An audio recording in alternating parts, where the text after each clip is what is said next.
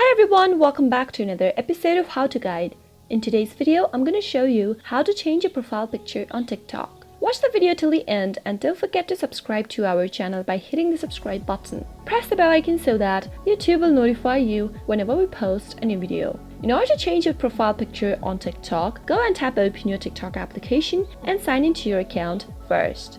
Once you're signed into your account, go and tap on the Me button at the bottom right corner, which will take you to your profile. Now, in order to change your profile picture on TikTok, go and tap on the Edit Profile button from your profile page. You can see it right here. Tap it on and you'll be able to see that there are two options that says Change Photo or Change Video. Go to Change Photo option and you can take a photo right now from your camera. To do so, tap on Take Photo, which will open up your camera and you can go ahead and take a random selfie right now. Or if you'd like to select a picture from your existing camera roll, tap on Select from Gallery. Now, select any picture that you'd like to use as your profile picture. Now, once you select the picture, you can tap on the Preview button at the bottom right corner of the screen and display a quick preview for your profile picture. Tap on Confirm after you are done. Now simply select the part of the picture that you'd like to use for your profile and tap on Save at the bottom right.